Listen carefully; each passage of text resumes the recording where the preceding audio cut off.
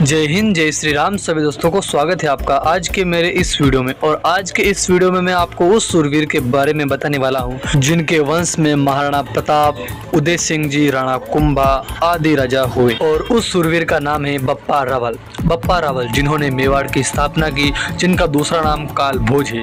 बप्पा रावल वही नाम है जिनके डर से 400 वर्षों तक विदेशी आक्रमणकारियों ने भारत में आने की हिम्मत तक नहीं दिखाई थी।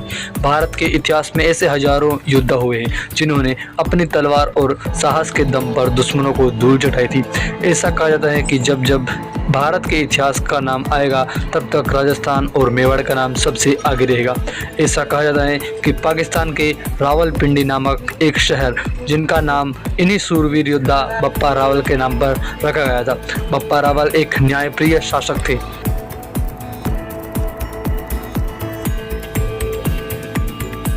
इतिहासकार सीवी वैद्य ने बप्पा रावल की तुलना मुगल सेना को सर्वप्रथम पराजित करने वाला फ्रांसीसी सेनापति चार्ल्स मोटल के साथ करते हुए कहा कि उनकी शौर्य की चट्टान के सामने अरब आक्रमण का ज्वार भाटा चकनाचूर हो गया था। मेवाड़ के संस्थापक बप्पा रावल का पूरा इतिहास जानने के लिए बने रहिएगा मेरे साथ इस वीडियो में। बप्पा रावल का जन्म 713 ईस्वी में उदयपुर के ईडर शहर में हुआ था। इनका बचपन का नाम कालभोज या कालभोजादित्य था। इतिहासकारों के अनुसार इनका बचपन मेवाड़ के एकलिंग जी के पास नागदा गांव में बीता। कर्नल जेम्स टोड के अनुसार ईडर के गुहिल वंश राजा नागादित्य की हत्या के बाद उसकी विधवा पत्नी अपने 3 वर्षीय पुत्र बप्पा रावल को बढ़ा नगरी जाति के कमलावती के वंशजों के पास ले गई। कमलावती के वंशज भीलों के आतंक के कारण बप्पा रावल को नायक के जंगलों में ले गए। और वहीं इतिहासकारों के अनुसार बप्पा रावल हारित ऋषि की गायें चराया करते थे।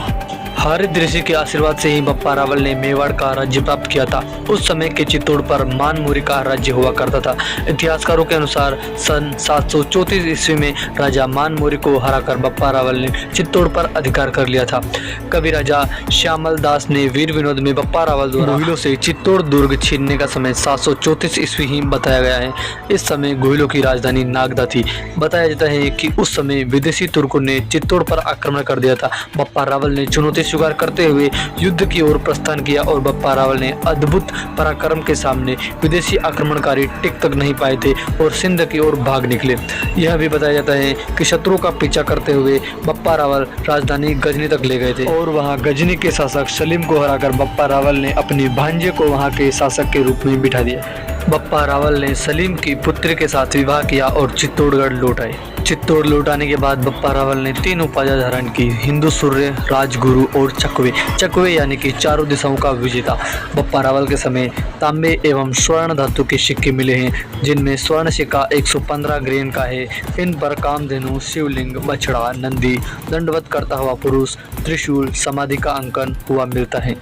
जैसा इतिहासकार बताते हैं उस हिसाब से संभवतः बप्पा रावल की लंबाई 9 फीट के आसपास थी। उनके वजन के बारे में ज़्यादा नहीं लिखा गया है, लेकिन आप अंदाज़ा लगा सकते हैं। उनके बारे में बताया जाता है बप्पा रावल 35 हाथ की धोती और 16 हाथ का दुपट्टा पहनते थे। ऐसा बताया जाता है कि बप्पा रावल के तलवार का वजन 32 मण। इस हिसाब से तलवार का वजन 1280 किलो होता है। शायद इसीलिए इतिहासकार के अनुसार बप्पा रावल तलवार के एक झटके से 2 भैंसों की बलि दे। बप्पा रावल हारित ऋषि के शिष्य एवं पाशुपात संप्रदाय के अनुयायी थे, अतः उन्होंने पाशुपात एकलिंग जी को अपना आराध्य देव माना एवं कैलाशपुरी उदयपुर में एकलिंग जी का भव्य मंदिर भी बनवाया था। बप्पा रावल ने एकलिंग जी को मेवाड़ का राजा घोषित किया और हमेशा अपने आप को दीवान समझा। जब से लेकर आज तक मेवाड़ के महाराणा अपने आप को एकलिंग जी का दीवान ही मानते हैं। 8वीं सदी में मेवाड़ की स्थापना करने वाले बप्पा रावल भारतीय सीमाओं से बाहर ही विदेशी आक्रमणों का प्रतिकार करना चाहते थे। बप्पा ने सिंध तक आक्रमण कर अरब सेनाओं को खदेड़ा था। कई इतिहासकार इस बात को निर्विवाद स्वीकार करते हैं कि रावलपिंडी का नामकरण बप्पा रावल के नाम पर ही हुआ था, जो आज की पाकिस्तान में है। इससे पहले तक रावलपिंडी को गजनी प्रदेश कहा जाता था। तब कराची का नाम भी ब्राह्मणाबाद था। इतिहासकार बताते हैं कि गजनी प्रदेश में बप्पा ने सैन्य ठिकाना स्थापित किया था। वहां से उनके सैनिक अरब सेना की गतिविधियों पर नजर रखते थे। इतिहास में दर्ज तथ्यों के हिसाब से बप्पा रावल की 100 से अधिक रानियां थी, जिनमें 35 से अधिक तो मुस्लिम शहजादियां थी, जो उनके भय और कौशल को देखकर मुस्लिम शासकों ने उनके साथ भेज दी थी। बप्पा रावल का देहांत 753 ईस्वी में नागदा में हुआ था। बप्पा रावल का समाधि स्थल एकलिंग जी कैलाशपुरी उदयपुर से 1 मील दूरी पर अभी भी मौजूद है, जो बप्पा रावल के नाम से प्रसिद्ध है। दोस्तों, ये थी बप्पा रावल से जुड़ी कुछ महत्वपूर्ण जानकारियाँ जो कि हर सनातनी को जानना आवश्यक है। और आपको मेरे चैनल में इतिहास से संबंधित और भी कई सूरवीरों की कहानियाँ मिलती रहेगी, इसीलिए मेरे चैनल को अब भी सब्सक्राइब करें और इस वीडियो को लाइक करें। तो चलिए दोस्तों, मिलेंगे अगले वीडियो में ऐसी ही किसी नई जानकारी के साथ। तब तक के लिए आप सभी को मेरी तरफ से जय श्री राम।